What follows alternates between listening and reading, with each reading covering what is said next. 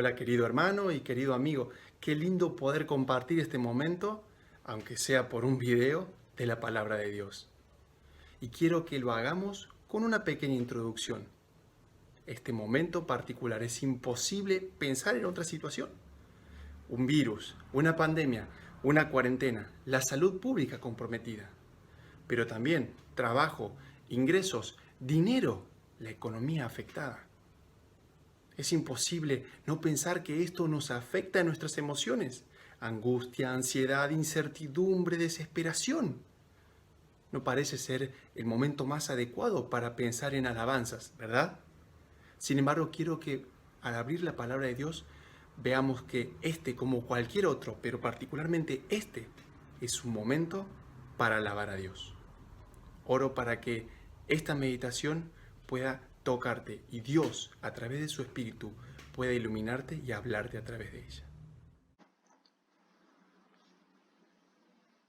Muy bien, en nuestras Biblias buscamos el Salmo número 100 para poder, mediante la lectura y una pequeña meditación en este precioso Salmo, entender y poder ver cuál es la invitación para alabar a Dios.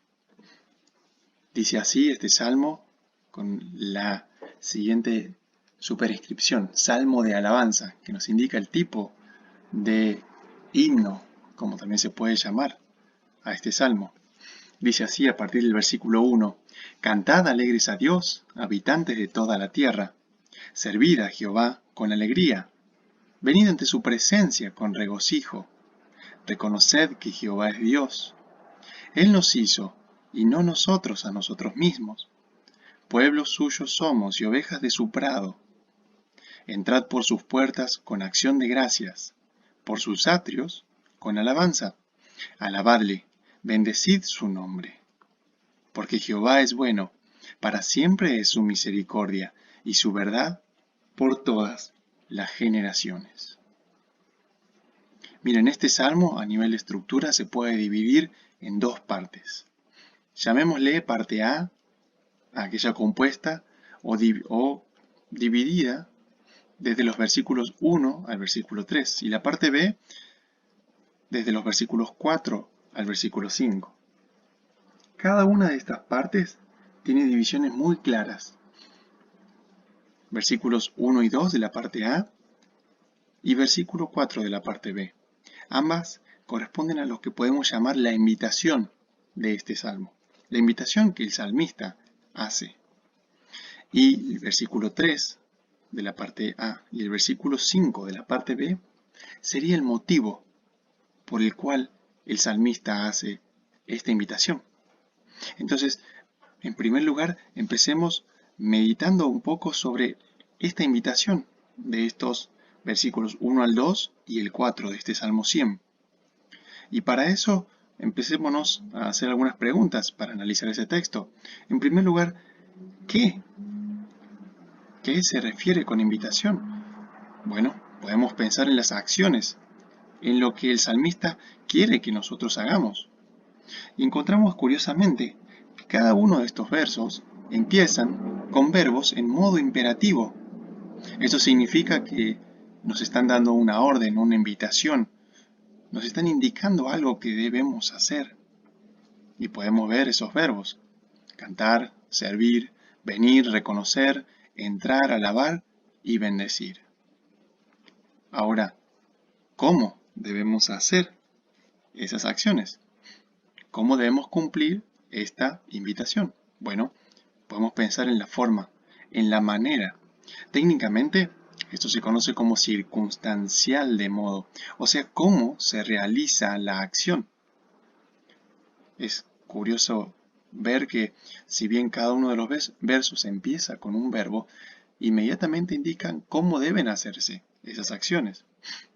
Y podemos ver que dice cantar alegres, servir con alegría, venir con regocijo, entrar con acción de gracias. Ahora, esta invitación del salmista tiene dos grupos a quienes van dirigida esta invitación. En un primer momento, los habitantes de toda la tierra, pero también se restringe un poco más a esos receptores de la invitación para referirse a su pueblo, al pueblo de Dios. Así que podemos ver que en esta invitación tenemos un qué, o sea, las acciones, un cómo, la forma en la que se deben hacer estas acciones, y los destinatarios, quiénes son los que tienen que hacer esas acciones. Todos los habitantes de la tierra, todas las personas, pero particularmente nosotros, su pueblo, sus hijos. Todo esto está dirigido hacia una sola persona, hacia un solo ser, Jehová. Entonces, volviendo a esta estructura que veíamos inicialmente, y habiendo visto rápidamente cuál era la invitación, pasemos ahora a descubrir o ver un poco más y meditar en lo que es el motivo. En esta parte podemos encontrar dos motivos. El primero de ellos es alabar a Dios, o mejor dicho, seguir o entender que el motivo de la invitación es alabar a Dios por quién es Él. Dice el versículo 3, reconoced que Jehová es Dios. Ahora, acá es donde quiero que nos detengamos un poco para ver esto que puede pasar un poco desapercibido. No es que el salmista está usando dos términos sinónimos, sino que está entregándonos mucha información al decirnos en primer momento Jehová y luego Dios. Como ustedes saben o pueden haber escuchado, Jehová es el nombre de Dios. Un término o una expresión muy importante, muy valiosa, muy santa para los judíos del Antiguo Testamento. Y se escribía con las letras IH, WH de nuestro idioma. No eran cualquier palabra, cualquier expresión. Era el mismo nombre de Dios, que si recordamos en lo que nos dice la Biblia, Dios se lo dio a conocer a Moisés justo en el momento en el que empezaba a rescatarlos del cautiverio de Egipto. En Éxodo capítulo 3, versículo 15, Moisés escucha de parte de Dios, este es mi nombre para siempre, con él se me recordará por todos los siglos. Y unos capítulos más adelante, leemos, habló todavía Dios a Moisés y le dijo, yo soy Jehová.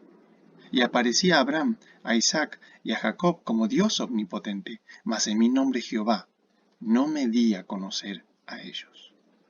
Abraham, el amigo de Dios, no había escuchado de parte de Dios su nombre. ¿Y por qué es tan importante conocer el nombre de una persona? Bueno, para eso tenemos que entender que en el Antiguo Testamento, saber el nombre de alguien implicaba conocer a esa persona. Decir que una persona venía en nombre de implicaba que había una relación estrecha entre ellos. Y con esto, el salmista nos quiere mostrar que este es un Dios personal, un Dios que desea tener una relación, una comunión con sus criaturas. Ahora, este Dios personal no solamente se queda con ese término el salmista, sino también indica otra palabra que es Elohim. Elohim es distinto. Elohim no es el nombre de Dios, sino que hace referencia a su autoridad y señorío como creador y gobernador del universo. Por eso, cuando habla de reconocer que Jehová es Dios, dice Él nos hizo, y no nosotros a nosotros mismos.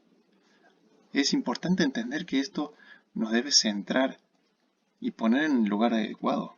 Nosotros no somos autosuficientes, Dios nos ha creado.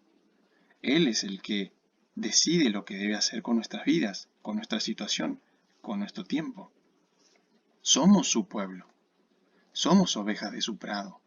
La oveja es un animal totalmente necesitado de un pastor, que la proteja, que la alimente, que la cuide. Nosotros, aunque no nos demos cuenta de nuestra arrogancia, somos iguales. Dependemos de Dios para todo. Entonces no solamente tenemos un Dios que es personal, sino también un Dios que es soberano. Ahora, lo particular también de este versículo es que dice que nosotros tenemos que reconocer. Y la palabra reconocer está mostrando que la mente está involucrada en la alabanza. Uno no puede alabar a Dios sin conocerle, sin saber quién es. Y al mismo tiempo podemos decir que un conocimiento pleno y cada vez más elevado de Dios nos lleva a alabarle más. Por eso esta invitación, al decir que Jehová es Dios, que aquel Dios personal es nuestro Dios soberano, debe ser una realidad en nuestras mentes para llevarnos a la adoración. Ahora, el segundo motivo no es solamente que debemos alabar a Dios por quién es Él, sino también por cómo es Él. Dice al final en el versículo 5, Jehová es bueno y para siempre es su misericordia. Curiosamente, esta expresión era una expresión muy común para el pueblo de Israel. Básicamente, hay 4 versículos, puestos a continuación, que muestran esta misma expresión, pero si bien esto es lo que tienen en común, difieren mucho en la época y en las circunstancias. En 1 Crónicas 16:34 se nos relata cómo David en su algarabía, porque traían el arca a Jerusalén, empezó a danzar y la alabanza de todas las personas era Dios es bueno, para siempre es su misericordia. En 2 Crónicas, capítulo 5 y capítulo 7, años después de esta situación, cuando Salomón traslada ahora el arca al primer templo, volvía a expresarse esta alabanza a Dios. Mucho tiempo después, en Jeremías capítulo 33, ahora ya no en una situación para nada agradable de algarabía y regocijo como las 2 anteriores, sino durante el destierro de Israel a Babilonia, un momento duro, un momento horroroso para el pueblo, también Dios prometía que iba a liberar a su pueblo y que se volvería a dar esa alabanza. Y en Esdras capítulo 3, cuando se echaban los cimientos del segundo templo, empezaba a hacerse realidad. Volvía a alabarse a Dios, porque Él es bueno y misericordioso. Esta expresión nos muestra que Dios es la fuente de toda bondad. Y el término misericordioso es muy particular. En el idioma original es Gesed. Y en nuestro idioma español es tan pobre, entre comillas, que no puede traducirse esta palabra Gesed con un solo término, sino que deben utilizarse varios. Porque esto expresa un amor leal, un amor permanente, un amor fuerte, un amor duradero, un amor de Dios basado en el pacto que Él ha hecho. Por eso Dios es bueno, Él es la fuente de toda bondad y su misericordia es para siempre. Ahora, también termina diciendo que su verdad es por todas las generaciones. Y esta palabra verdad, que significa lo que es digno de confianza, también puede traducirse como fidelidad. En realidad, ambas se derivan de la misma palabra, firmeza. Y es por este motivo que muchas veces en la Biblia, especialmente en los libros de los Salmos, encontramos referencias a Dios como roca, porque Él es firme, Él es permanente, Él no es variable, Él no cambia, Él es fiel, Él no tiene altibajos, y en Él podemos apoyarnos. Entonces, estos son los 2 motivos. Esto es lo que el Salmo nos está diciendo, que tenemos que enfocar nuestra alabanza a Dios, no dejando de lado nuestra mente, sino entendiendo, sabiendo cómo es Dios, sabiendo quién es Él, y por lo tanto viviendo en gratitud hacia Él. Y podemos terminar con esto. Si ustedes pensaron en algún momento, ¿pueden haber encontrado en este salmo cuáles eran las circunstancias? En algún momento se dice qué es lo que estaba ocurriendo, se dice qué es lo que estaban viviendo, se dice cuándo se debía cantar este salmo, o tal vez se hacía foco en las emociones, cómo nos sentíamos, cuándo debíamos cantar esto. No. La mejor aplicación que podemos dar a este salmo es que tenemos que alabar a Dios por quién es Él y por cómo es Él, no por cómo nos sentimos, no por qué situación estamos viviendo. Y particularmente esto es importante tenerlo en cuenta en un tiempo como hoy, un tiempo de incertidumbre, donde parece que una cuarentena puede terminarse cuando de repente parece que no se va a terminar nunca, cuando la situación económica en algunos casos parecía apremiar cada vez más, cuando el encierro, cuando la falta de contacto, cuando la falta de presencia con otras personas nos hacen estar mal. desanimados, deprimidos. ¿Quién puede pensar en alabar a Dios en un momento así? Bien, ese es el punto. No depende del momento, sino depende de quién es Dios. Él es nuestro Creador. Él es nuestro Señor. Él es nuestro Redentor, somos su pueblo. Él es sustentador, somos la oveja de su prado.